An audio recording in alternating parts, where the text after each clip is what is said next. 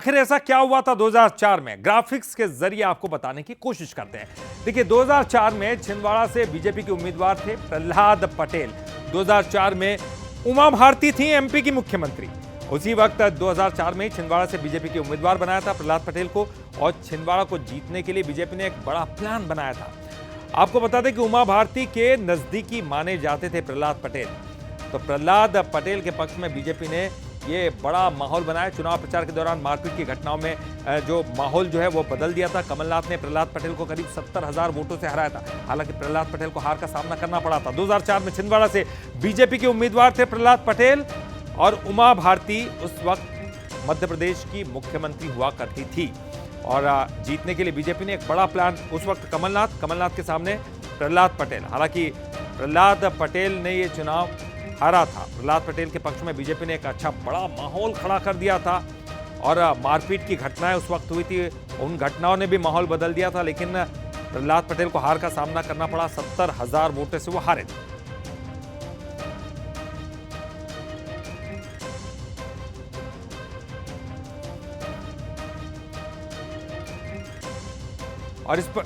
और चलिए इस पर ज्यादा जानकारी के लिए इस वक्त हमारे साथ भोपाल से जुड़ गए हमारे एग्जीक्यूटिव एडिटर मनोज सैनी जी, और साथ ही साथ अमित द्विवेदी जी भी हमारे संवाददाता जुड़े हुए हैं। चलिए सबसे पहले मनोज जी आपसे जानना चाहूंगा, देखिए एक बड़ी जंग 2004 में जो हमने देखी, हालांकि कमलनाथ के सामने प्रहलाद पटेल चुनाव उस वक्त हार चुके थे, लेकिन माहौल बहुत बढ़िया था।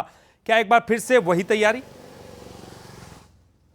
देखिए, भारतीय जनता पार्टी ने छिंदवाड़ा को अपना मुद्दा बना रखा है। 28 सीटें 2019 में मिली, और अब की तैयारी है कि 29वीं सीट जीत लिया जाए।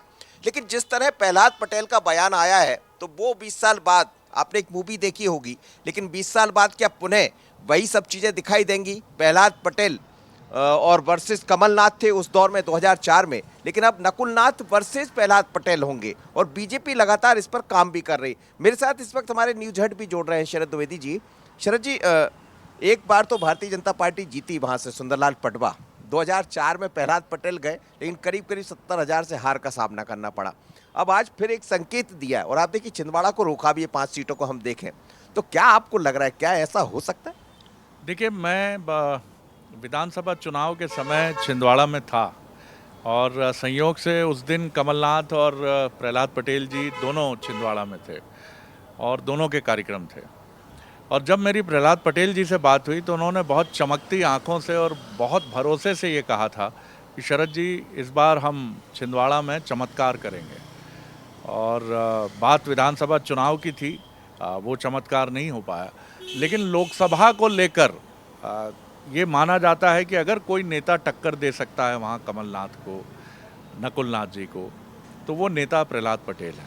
प्रहलाद पटेल चूँकि वहाँ काम कर चुके हैं, और बीजेपी के उस सिस्टम को वो वहाँ फिर से एनर्जाइज कर सकते हैं, जो कमलनाथ जी के आगे ये मान लेता है कि अब नहीं चलने वाली है।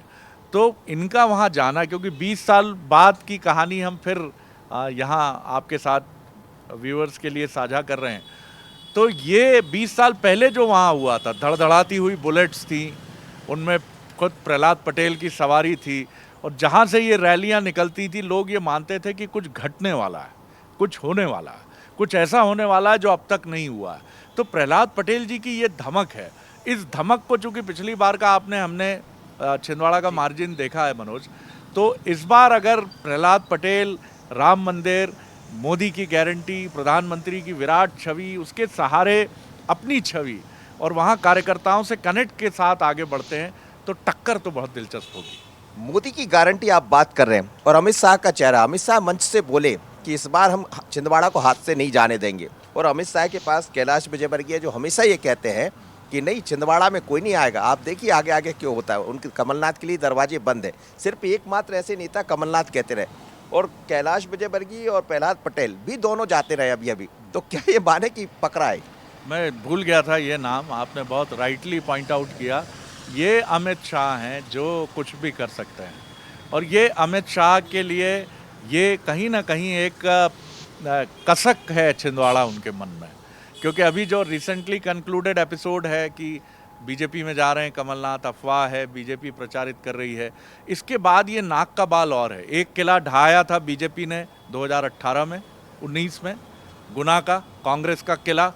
और अब ये छिंदवाड़ा का किला है और अमित शाह इसके लिए कोई कोर कसर नहीं छोड़ेंगे। तो ललित, आप समझ रहे हैं कि अमित शाह कोई कसर नहीं छोड़ेंगे, क्योंकि मोदी की गारंटी भी है और अमित शाह जैसे लोगों की तैयारियां भी है और लगातार संघ भी वहां पर काम करता रहा। तो इस बार यदि प्रहलाद पटेल जाते हैं जैसा वो इशारा कर रहे हैं, हालांकि ये सब संकेत है, इशारा है, जब तक सूची नहीं आ जाती, पर सूची यदि रोकी है तो उसके पीछे भी वजह शायद यही होगी जैसा शरद जी कह रहे हैं। ललित, बिल्कुल आपने सही कहा कि सूची अगर रोकी है तो उसके पीछे कोई ना कोई तो वजह होनी चाहिए। अमित द्विवेदी हमारे साथ है, क्योंकि वो जो सियासी हलचल चल रही है वो किस धरातल पर चल रही है, वहां क्या कुछ चल रहा है। छिंदवाड़ा से अमित द्विवेदी हमारे साथ जुड़े हुए हैं। अमित, देखिए, ये कयास है कि प्रहलाद पटेल को वहां लड़ाया जा सकता है चुनाव बीजेपी की तरफ से, लेकिन वहां की धरती पर वहां किस तरह की सियासी हलचल है, प्रतिक्रियाएं किस तरह की है? ललित, मैं आपको बता दूं कि छिंदवाड़ा जो है वो इस समय प्रेस्टीज पॉइंट बना हुआ है दोनों दलों के लिए, चाहे वो भारतीय जनता पार्टी हो या कांग्रेस के लिए।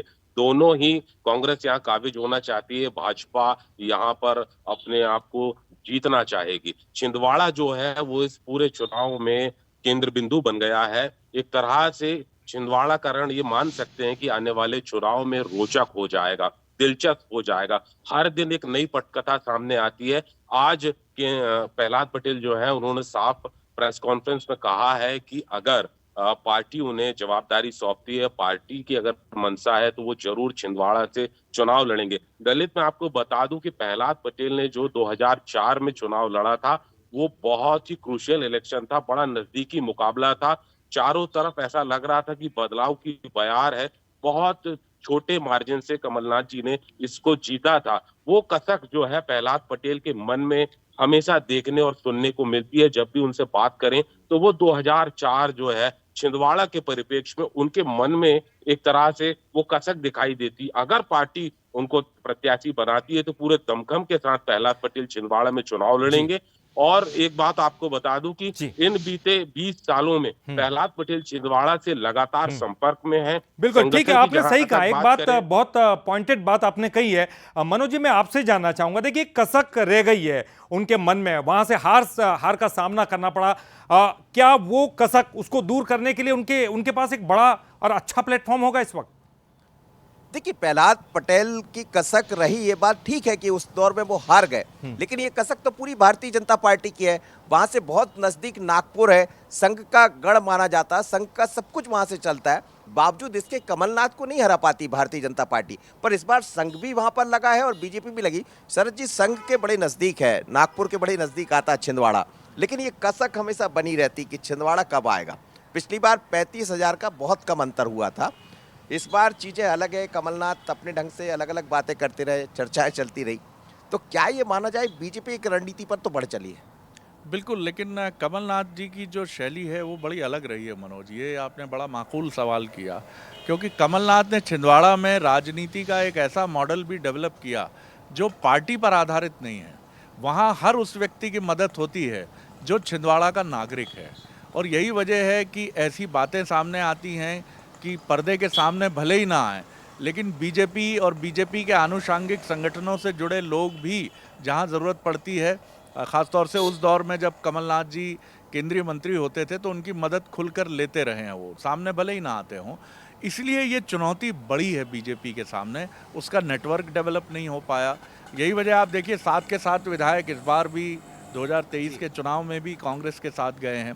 इस नेटवर्क को डेवलप करने के लिए प्रहलाद पटेल को एक जिम्मेदारी दी गई, ये शायद अमित जी की ही सोच होगी। और अगर इसको लेकर बीजेपी आगे बढ़ती है तो निश्चित तौर पर, जिस तरह उसने बड़े बड़े किले गिराए हैं, छिंदवाड़ा भी अपवाद नहीं हो सकता, लेकिन छिंदवाड़ा सबसे टफेस्ट है मनोज, इससे इनकार नहीं किया जा सकता। बिल्कुल, सबसे टफेस्ट भी होगा, और यदि वहां प्रहलाद पटेल पहुंच जाते हैं तो लड़ाई भी बड़ी दिलचस्प होगी। 3 दिन पहले संघ प्रमुख ने अपने कार्यकर्ताओं से कहा, एक कार्यक्रम के दौरान संघ के जो कार्यकर्ता उनसे भी कहा है ललित, कि आप लोगों के लिए 2024 के लिए काम करना है, क्योंकि अभी राष्ट्र में कुछ काम करना बाकी है। अब काम करना बाकी है तो मुझे लगता है एक सीट वो भी है छिंदवाड़ा। होगा क्या, नज़र हम बनाएंगे, लेकिन मानकर चलिए कि आने वाली सूची चौंकाएगी। बिल्कुल, और आपने सही कहा कि ये लड़ाई बड़ी दिलचस्प होने वाली है। बहुत बहुत शुक्रिया मनोज जी।